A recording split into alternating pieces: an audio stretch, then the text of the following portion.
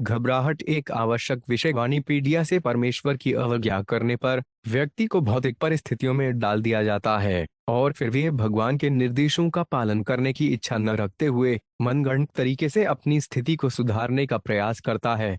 फिर भी भगवान इतने दयालु हैं कि वे भ्रमित जीव को आज्ञाकारी ढंग से कार्य करने का निर्देश देने के लिए स्वयं आते हैं और फिर धीरे धीरे भगवान के पास वापस लौटते हैं, जहां वे आनंद और ज्ञान का शाश्वत शांतिपूर्ण जीवन प्राप्त कर सकते हैं। श्रील प्रभुपाद की पुस्तकें, व्याख्यान, वार्तालाप और पत्र इस आवश्यक विषय की व्यापक प्रस्तुति प्रदान करते हैं, जैसा कि वाणी कोट्स बेल्डमेंट श्रेणी में देखा गया है। उनकी पुस्तकों का एक परिचय निम्नलिखित 10 उदाहरणों में दिया गया है। श्रील प्रभुपाद की पुस्तकों से उदाहरण: जब जीव पत्नी, बच्चों और घर से घिरा होता है तो वे मानसिक स्तर पर कार्य करता है। कभी कभी वह बहुत खुश होता है, कभी कभी वह बहुत संतुष्ट होता है, कभी कभी वह संतुष्ट नहीं होता है और कभी कभी वह भ्रमित हो जाता है। घबराहट को मोह भ्रम कहा जाता है। समाज, मैत्री और प्रेम से भ्रमित होकर जीव सोचता है कि उसका तथाकथित समाज, मैत्री और प्रेम, राष्ट्रीयता, समुदाय आदि उसे सुरक्षा देंगे। श्रीमद् भागवत 4.25-55। आजकल कोई कृत्रिम भगवान बनाना फैशन बन गया है जो कोई असामान्य कार्य नहीं करता। थोड़ा सा जादू एक मूर्ख व्यक्ति को कृत्रिम भगवान चुनने के लिए भ्रमित कर देगा, क्योंकि वह नहीं समझता कि भगवान कितना शक्तिशाली है। हालांकि भगवान रामचंद्र ने पत्थर को तैराकर पानी पर पुल का निर्माण किया। यह ईश्वर की अपूर्व अद्भुत शक्ति का प्रमाण है। श्रीमद् भागवत 9.10-15। जो व्यक्ति सभी परिस्थितियों में संतुलित रहता है वे कभी भी भ्रमित नहीं होता। प्रहलाद महाराज धीरा का एक आदर्श उदाहरण है। जब हिरण्यकशिपु को मारने के लिए नृसिंहदेव का उग्र रूप प्रकट हुआ तो प्रहलाद क्रोधित नहीं हुआ। वह शांत और शांत रहे, जबकि भगवान ब्रह्मा सहित अन्य लोग भगवान की विशेषताओं से भयभीत थे। श्रीमद् भागवत 5.17-20। अप्रतिबंधित यौन जीवन जीने के लिए कर्मी बहुत कड़ी मेहनत करते हैं। उन्होंने निष्कर्ष निकाला है कि सबसे अच्छा रास्ता किसी भी महिला के साथ यौन संबंध बनाना और उसके लिए कीमत चुकाना है, जैसे कि वह एक व्यापारिक वस्तु थी। इस प्रकार वे ऐसी सामग्री प्राप्त करने के लिए कड़ी मेहनत करने में अपनी ऊर्जा लगाते हैं।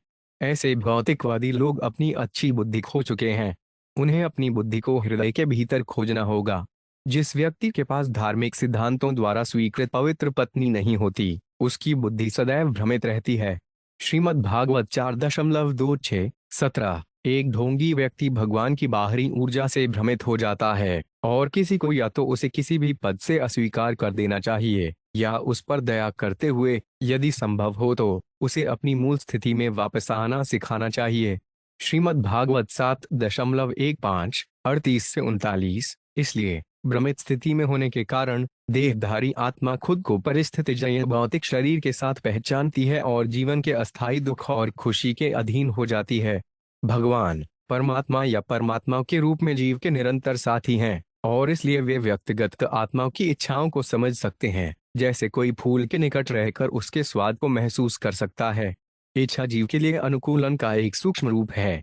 भगवद गीता 5.15। मिथ्या अहंकार, शक्ति, अभिमान, काम और क्रोध से मोहित होकर राक्षस भगवान के परम व्यक्तित्व से ईर्ष्या करते हैं, जो उनके स्वयं के शरीर और दूसरों के शरीर में स्थित हैं, और वास्तविक धर्म के खिलाफ निंदा करते हैं। भगवद गीता 16.18। भौतिक प्रकृति के गुणों से भ्रमित होकर अज्ञानी पूरी तरह से भौतिक गतिविधियों में संलग्न हो जाते हैं और आसक्त हो जाते हैं, लेकिन बुद्धिमानों को उन्हें परेशान नहीं करना चाहिए, हालांकि ये कर्तव्यकर्ता के ज्ञान की कमी के कारण घटिया हैं। भगवद गीता 3.29। आध्यात्मिक ज्ञान विकसित करके हम यह महसूस कर सकते हैं कि इस सभी भौतिक सामग्री से हमारा कोई लेना देना नहीं है। तब हम तुरंत भौतिक आसक्ति से मुक्त हो जाते हैं। भौतिक अस्तित्व की शंकाओं का निवारण भगवान के भक्तों के सहयोग से तुरंत होता है, जो भ्रमित हृदय की गहराई में पारलौकिक ध्वनि का संचार करने में सक्षम होते हैं और इस प्रकार व्यक्ति को सभी विलाप और भ्रम से व्यावहारिक रूप से मुक्त कर देते हैं। श्रीमद् भागवत 1.8-4। भगवान की परम व्यक्तित्व की अकल्पनीय ऊर्जा से भगवान अपने मूल आध्यात्मिक शरीर में हमारे सामने प्रकट हो सकते हैं, लेकिन क्योंकि हमें आध्यात्मिक शरीर का कोई अनुभव नहीं है, हम कभी कभी भ्रमित हो जाते हैं और भगवान के रूप को भौतिक रूप में देखते हैं। मायावादी दार्शनिक आध्यात्मिक शरीर की कल्पना करने में पूरी तरह असमर्थ हैं।